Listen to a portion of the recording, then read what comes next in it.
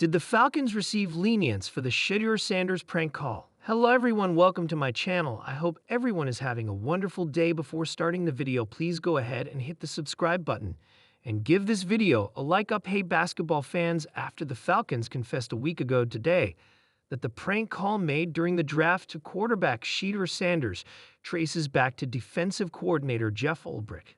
Many in the league wondered whether the Falcons would get a pass. They didn't. The team was fined $250,000.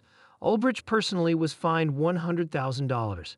When comparing the respective holdings of the Falcons and Ulbrich, one of those punishments hurt a lot more than the other.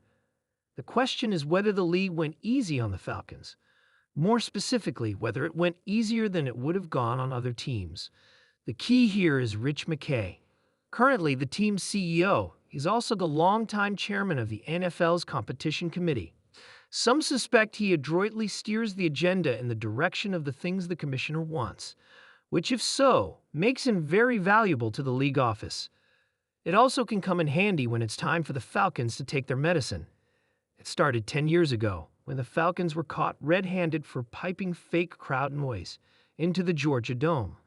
The punishment for this significant competitive breach was only a $350,000 fine, a fifth-round pick, and a temporary suspension of McKay from the competition committee. In contrast, the 49ers lost a 2025 fifth-round pick for a clerical error.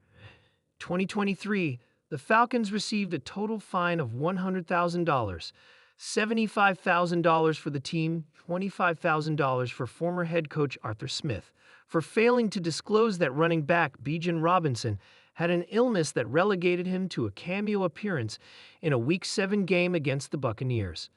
Given the explosion of prop bets in fantasy football, and in light of Robinson's relevance to such bets, hiding the illness compromised many legal wagers.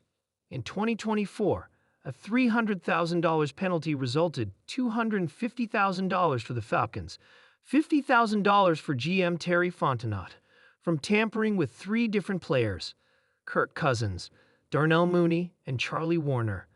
The league also took another fifth round from the Falcons. It was, frankly, one of the most blatant examples of tampering during the 52-hour negotiating window that we've ever seen. All three of those violations have a potentially significant competitive impact. The punishments, frankly, don't seem to objectively fit the crimes. As to the Shedeur Sanders prank call, it was more about the bad look the situation created.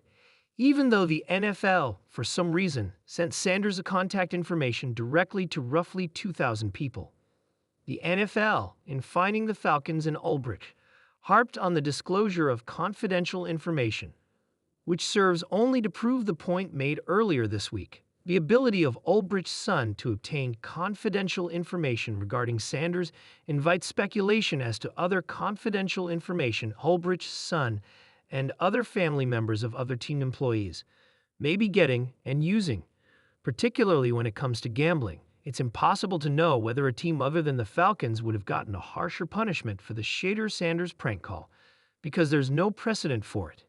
If it ever happens again, there will undoubtedly be a much stronger sanction, since one of the goals of the Falcons' punishment is to scare everyone else straight. It's also impossible to know whether the explanation provided by the Falcons, that Ulbrich's son just happened to be visiting his parents and just happened to notice an open iPad that just happened to be displaying the Wednesday, April 23 email with Sanders' phone number, and just happened to have a sudden impulse in that moment to write down the number for the purposes of making a prank call on Friday, April 25, is true.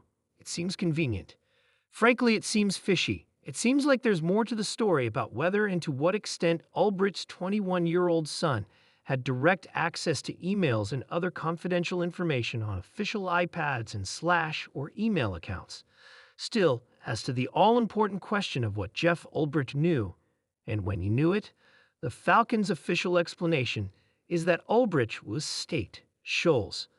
And maybe that's where the truth as to the Falcons' punishment is subtly lurking. If the Falcons' explanation is true, and given that the league foolishly sent Sanders' update number to the nearly 2,000 people, including Ulbrich, who received the daily transaction report, $350,000 in fines seems like a harsh punishment. If the truth about Ulbricht's son's access to confidential information is something other than a series of accidentally threaded needles, the punishment seems light. Thanks for watching.